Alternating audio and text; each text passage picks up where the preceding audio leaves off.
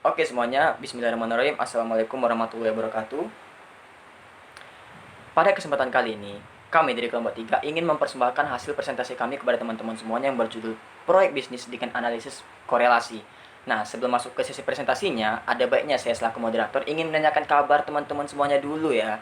Nah, apa kabar teman-teman semuanya? Saya harap teman-teman semuanya dalam keadaan sehat walafiat dan termasuk keluarga teman-teman semuanya ya. Amin, amin ya robbal alamin.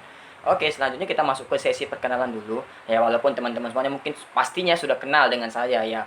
Saya Egyo Kelvin selaku moderator di kelompok ini. Selanjutnya ada rekan-rekan saya, yang pertama itu ada Ayu Kezia Mumu, yang kedua ada Belatri Amanda, dan yang ketiga ada Sarah Safitri, dan yang keempat ada Rohani Lomban Gaul. Nah, masing-masing dari kami tentunya akan mendapatkan bagian yang akan menjelaskan materi tersebut yang akan disampaikan nanti kepada teman-teman semuanya.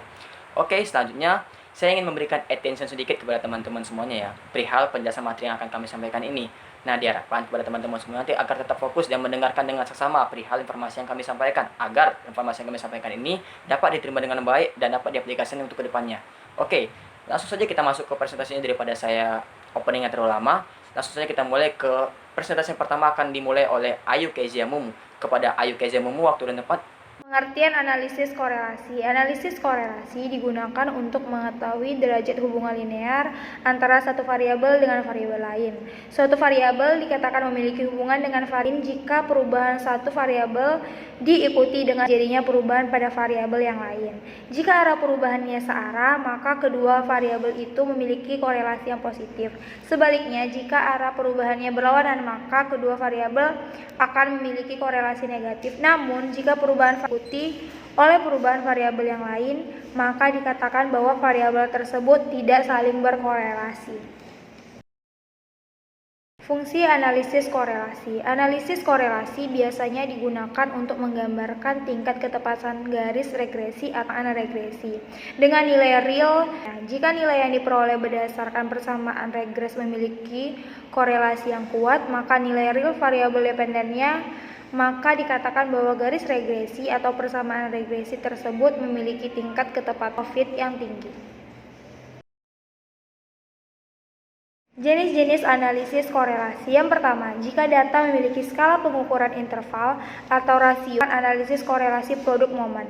Yang kedua, jika data memiliki skala pengukuran, digunakan korelasi Rang-Sperman atau Kendall Tau. Yang ketiga, jika data kategori kita dapat menggunakan analisis chi-square yang kemudian ditransformasikan ke koefisien kontingen. Sifat-sifat koefisien korelasi. Yang pertama, nilai koefisien korelasi bersifat simetris. Karena koefisien korelasi bersifat simetris, maka korelasi antara X dengan Y akan sama dengan koefisien korelasi Y dengan X, sehingga berlaku persamaan berikut. Yang kedua, besarnya koefisien korelasi berkisar antara min 1 sampai dengan 1, min 1 lebih kecil sampai dengan R lebih kecil sama dengan 1. Jika koefisien korelasi sebesar atau mendekati min 1, berarti antara kedua variabel tersebut terdapat hubungan yang negatif atau berlawanan arah, di mana semakin tinggi nilai variabel X, maka akan semakin rendah nilai variabel Y. Jika koefisien korelasi sebesar atau mendekati 0, berarti bahwa di antara kedua variabel tidak memiliki atau memiliki hubungan lemah, yang berarti bahwa perubahan nilai variabel X tidak akan diikuti dengan perubahan nilai variabel Y. Jika koefisien korelasi sebesar atau mendekati 1, berarti bahwa antara kedua variabel terdapat hubungan yang positif atau searah, yang mana semakin tinggi nilai variabel X akan semakin tinggi nilai variabel Y. Sifat koefisien korelasi yang ketiga. Koefisien korelasi hanya menggambarkan keeratan hubungan antara variabel, tetapi tidak menggambarkan kekuatan kausalitas atau sebab akibat. Artinya, jika koefisien korelasi antara X dengan Y sebesar 0,85, hal itu tidak berarti bahwa X berpengaruh terhadap Y sebesar 0,85. Koefisien sebesar 0,85 itu hanya menunjukkan derajat keeratan hubungan antara X dengan Y saja. Karena korelasi hanya digunakan untuk mengukur derajat hubungan, maka dalam analisis korelasi tidak terdapat istilah variabel bebas maupun variabel gantung. Sifat koefisien korelasi yang keempat. Koefisien korelasi tidak terpengaruh oleh nilai origin dan nilai skala. Misalnya, kita mempunyai persamaan Y sama dengan A tambah BX, sedangkan persamaan yang kedua, Y2 sama dengan C tambah DX. Jika A lebih besar dari 0 dan C lebih besar dari 0, maka korelasi antara Y1 dengan Y2 akan sama dengan korelasi antara X dengan Z. Hal ini terjadi karena koefisien korelasi tidak terpengaruh oleh nilai origin A dan C serta tidak terpengaruh oleh nilai skala X dan Y. Sifat koefisien korelasi yang kelima. Koefisien korelasi hanya dapat digunakan untuk menggambarkan keeratan hubungan yang bersifat linear dan tidak mampu menggambarkan hubungan yang bersifat non-linear. Jika dua buah variabel sampai titik tertentu memiliki hubungan positif, tetapi setelah sampai pada titik tertentu justru kedua variabel tersebut memiliki hubungan yang negatif, maka koefisien korelasi akan mendekati 0, yang berarti tidak memiliki hubungan. Tetapi hal ini tidak berarti bahwa kedua variabel tersebut saling independen. Tidak menutup kemungkinan bahwa kedua variabel itu memiliki hubungan kausalitas yang bersifat non-linear. Materi selanjutnya yaitu korelasi produk momen atau Pearson. Oke. Nah, korelasi produk momen ini digunakan untuk mengetahui hubungan antar variabel jika data yang digunakan memiliki skala interval atau rasio. Nah, analisis korelasi ini merupakan jenis analisis korelasi yang paling banyak digunakan. Dasar pemikirannya yaitu analisis korelasi ini adalah perubahan antar variabel, yang artinya jika perubahan variabel diikuti dengan perubahan variabel yang lain, maka kedua variabel tersebut akan saling berkorelasi atau saling berkaitan ya. Nah, jika presentasi perubahan variabel diikuti dengan perubahan variabel lain dengan presentasi tersebut yang sama persis, maka berarti memiliki korelasi yang sempurna atau memiliki korelasi satu. Oleh karena itu, jika sebuah variabel dikorelasikan dengan variabel itu sendiri, misalkan antara variabel X dengan X atau Y dengan Y, akan menghasilkan nilai korelasi yang sempurna. Nah, untuk mencari koefisien korelasi tersebut, digunakan rumus sebagai berikut ini. Pada contoh kali ini mungkin teman-teman semuanya sudah bisa melihat layar belakang saya ini. Di layar PPT ini ada contohnya. Nah, saya akan menjelaskan bagian keterangannya saja. Yang pertama itu ada nilai RXY sama dengan koefisien korelasi produk momen. Sedangkan nilai N-nya itu sama dengan jumlah pengamatan. Sedangkan sigma X itu sama dengan jumlah dari pengamatan nilai X. Sedangkan sigma Y sama dengan jumlah dari pengamatan nilai Y. Nah, nilai RXY ini merupakan koefisien korelasi yang nilainya senantiasa berkisar antara -1 sampai dengan 1. Jika koefisien korelasi semakin mendekati angka 1, berarti koefisien korelasi tersebut semakin kuat. Akan tetapi, jika koefisien korelasi tersebut mendekati angka 0 atau angka 0, berarti koefisien tersebut korelasinya semakin melemah. Begitu. Nah, jadi, untuk memudahkan pemberian kategori koefisien korelasi ini, maka dibuatlah suatu kriteria pengukuran sebagai berikut ini. Nah, pada tabel tersebut saya akan menjelaskan sedikit nih, pada bagian nilai R dan pada bagian nilai kriteria. Nah, pada bagian nilai R ini, angka yang berkisaran antara 0,00 sampai dengan 0,29 itu bisa dikategorikan korelasinya sangat lemah. Dan angka 0,30 sampai dengan 0,49 itu bisa dikategorikan korelasinya lemah. Dan angka 0,50 sampai dengan 0,69 itu bisa dikategorikan korelasinya cukup. Dan angka 0,70 sampai dengan 0,79 itu bisa dikategorikan korelasinya kuat. Dan angka 0,80 sampai dengan 1,00 bisa dikategorikan korelasinya sangat kuat. Nah, jadi kategori kekuatan koefisien korelasi di atas hanya digunakan untuk memberikan kategori besarnya koefisien korelasi saja. Tidak dapat digunakan untuk menentukan apakah koefisien korelasi tersebut signifikan atau tidak. Hal ini karena untuk menentukan signifikannya atau tidak sebuah koefisien korelasi tidak hanya bergantung pada besarnya koefisien korelasi, akan tetapi juga tergantung pada ukuran sampel yang digunakan dan tingkat toleransi yang digunakan tentunya ya. Nah, misalkan begini, suatu koefisien korelasi sebesar 0,73 masuk kategori toleransi yang kuat. Akan tetapi, jika ukuran sampel yang digunakan hanya 9, sehingga nilai R-table-nya DF dalam kurung A, N-2 hanya sebesar 0,754, maka koefisien tersebut tidak signifikan. Nah, sebaliknya, apabila koefisien korelasi sebesar 0,32 yang masuk kategori korelasi lemah, akan tetapi jika ukuran sampel yang digunakan adalah 50, sehingga nilai R-table DF dalam kurung A, N-2 sebesar 0,284, maka koefisien korelasi tersebut adalah signifikan. Nah, untuk memahami aplikasi tersebut, berikut ini kita sajikan contoh kasusnya yang akan dijelaskan oleh rekan saya, yaitu Rohani Lumban Gaul. Kepada Rohani, next, monggo. Baiklah, di sini saya Rohani Lumban Gaul akan melanjutkan penjelasan tentang materi proyek bisnis dengan analisis kolerasi. Di sini saya akan menjelaskan di bagian contoh, yaitu contoh kasus analisis korelasi produk, momen, atau persen. Mr. Person ingin mengetahui derajat hubungan antara pendapatan karyawan dengan besarnya tabungan. Untuk keperluan tersebut, ia mengambil sampel 12 orang karyawannya. Berdasarkan survei dapat diperoleh data sebagai berikut. Dalam tabel ini terdapat pendapatan dan tabungan. Pendapatannya 10, tabungannya 2. Pendapatannya 20, tabungannya 4. Pendapatannya 50, tabungannya 5. Pendapatannya 55, tabungannya 6. Pendapatannya 60, tabungannya 7. Pendapatan 65, tabungannya 8. Pendapatan 75, tabungannya 9. Pendapatan 70, tabungannya 8. Pendapatan 81, tabungannya 9. Pendapatan 85, tabungannya 10. Pendapatannya 90, tabungannya 11. Pendapatannya 80, tabungannya 9. A. Perumusan masalah. Apakah terjadi korelasi positif antara jumlah pendapatan dengan jumlah tabungan? B. Hipotesis.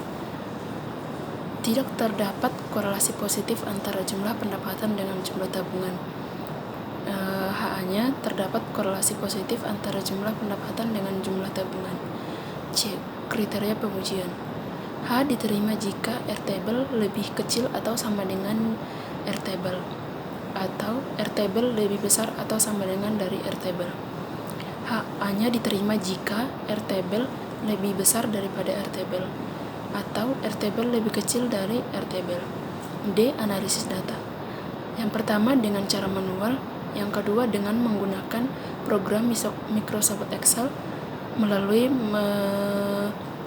Media Tools.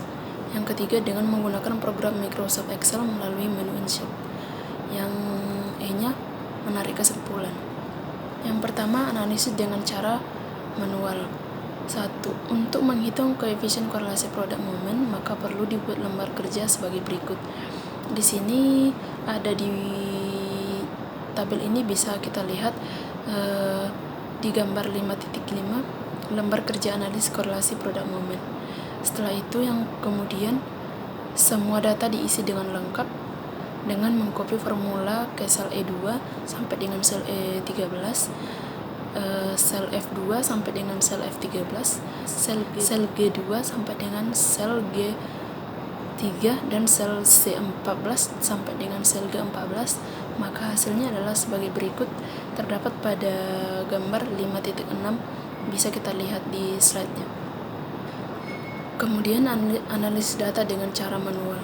Berdasarkan lembar kerja di atas, maka diketahui N-nya sama dengan 12, jumlah X sama dengan 741, jumlah Y-nya sama dengan 88, jumlah X kuadrat sama dengan 52.661, jumlah Y kuadrat sama dengan 722, jumlah X kali Y sama dengan 6.144. Dengan demikian, besarnya koefisien korelasi produk momen adalah sebagai berikut. Cara menghitungnya yaitu dengan R dikali X kali Y sama dengan N dikali jumlah XY dikurang jumlah X dikali dengan jumlah Y per akar dari N kali jumlah X kuadrat dikurang jumlah X kuadrat dikalikan dengan akar dari N jumlah Y kuadrat dikurang jumlah Y kuadrat. Maka Rx-nya sama dengan 12. Ini angkanya dimasukin berdasarkan lembar kerja yang diketahui tadi, yaitu 12 dikali 6.144 dikurang 741 kali 88 per akar dari 12 dikali 52.661 dikurang 741 kuadrat dikalikan dengan akar 12 dikali 722 dikurang 88 kuadrat. Maka hasilnya yang didapat adalah 0,976. Kemudian yang kedua, analisis data dengan cara menggunakan Microsoft Excel melalui Menu Tools. Yang pertama, buka program Microsoft Excel, kemudian buka file data analisis korelasi sehingga tampilnya menjadi seperti tabel 5.7, yaitu tabulasi data analisis korelasi. Kemudian klik Menu Tools, Lanjut dengan data analisis. Yang selanjutnya akan muncul data analisis pada analisis tools. Pilih correlation sehingga tampillah menjadi sebagai berikut yang terdapat pada tabel 5.8 data analisis correlation. Kemudian slide selanjutnya akan dijelaskan oleh teman kami. Assalamualaikum warahmatullahi wabarakatuh. Perkenalkan, nama saya Bellatri Amanda. Di sini saya akan melanjutkan membacakan materi tentang analisis data dengan cara menggunakan Microsoft Excel melalui menu tools. Yang kelima yaitu pilih OK sehingga muncul correlation. Yang keenam, pada kotak input range, blok range data yang akan dikorelasikan, yaitu range C2 dibanding D13. Yang ketujuh, pada output option, pilih New Worksheet Play. Yang kedelapan, apabila dalam menu tools belum ada submenu data analisis, maka harus diinstalasi terlebih dahulu dengan langkah instalasi sebagai berikut. Yang pertama yaitu tools, selanjutnya add-ins, selanjutnya aktifkan analisis tool pack, dan yang terakhir OK. Dan yang kesembilan yaitu menghasilkan output pada sheet yang lainnya. Materi selanjutnya yaitu analisis data dengan menggunakan program Microsoft Excel melalui menu Insert. Yang pertama, buka program Microsoft Excel. Yang kedua, buka file data analisis korelasi. Yang ketiga yaitu letakkan kursor pada tempat yang kosong, misalnya di C16. Yang keempat, klik menu Insert, selanjutnya Function sehingga muncul tampilan Insert Function. Yang kelima yaitu pada or select a kategori, pilih statistical, sedangkan pada select a function pilih Corel. Yang keenam yaitu klik tombol OK. Yang ketujuh, isi function arguments array dengan C2 dibanding C13. Array 2 diisi dengan D2 dibanding D13. Bisa dengan diketik maupun dengan diblok. Dan yang terakhir yaitu klik tombol OK sehingga muncul nilai koefisien korelasi. Kelebihan penggunaan cara ini adalah bahwa jika terjadi perubahan nilai pada masing-masing variabel, maka koefisien korelasi secara otomatis akan menyesuaikan. Penarikan kesimpulan. Yang pertama, koefisien korelasi yang sebesar 0,976 menunjukkan bahwa keeratan hubungan antara jumlah pendapatan dengan jumlah tabungan adalah sebesar 0,976. Korelasi antara jumlah pendapatan dengan jumlah tabungan bernilai positif, yang berarti hubungan tersebut searah. Hal ini menunjukkan bahwa peningkatan pendapatan akan diikuti dengan peningkatan jumlah tabungan dan penurunan jumlah pendapatan akan diikuti dengan penurunan jumlah tabungan. Yang kedua, untuk menguji koefisien korelasi secara statistik signifikan atau tidak dapat digunakan kriteria penguji berikut. Yang pertama, membandingkan R-tabel dengan R-label. Berdasarkan hasil perhitungan, diperoleh koefisien korelasi produk momen sebesar 0,976, sedangkan nilai R-tabel dengan DV alfa, n kurang 2 atau 0,05, 10 diperoleh nilai R-tabel sebesar 0,632. Karena nilai R-tabel lebih besar nilai R-tabel, maka dapat disimpulkan bahwa terdapat korelasi antara jumlah pendapatan dengan jumlah tabungan. Dan yang kedua, membandingkan T-tabel dengan T-tabel. Untuk mengetahui sebesar nilai T-tabel koefisien korelasi yang telah diperoleh, maka kita harus mentransformasikan terlebih dahulu nilai R-tabel yang kita peroleh. Untuk melakukan transformasi digunakan rumus sebagai berikut. Berdasarkan hasil perhitungan di atas, diperoleh nilai T-tabel sebesar 14,173, sedangkan nilai T-tabel dengan DV alfa n kurang 2 atau 0,05, 10 diperoleh nilai T-tabel sebesar 2,228.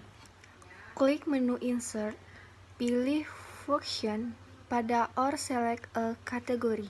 Pilih statistical pada select a function dan pilih TINF dan klik OK sehingga tampilan seperti berikut. Probability diisi 0,05,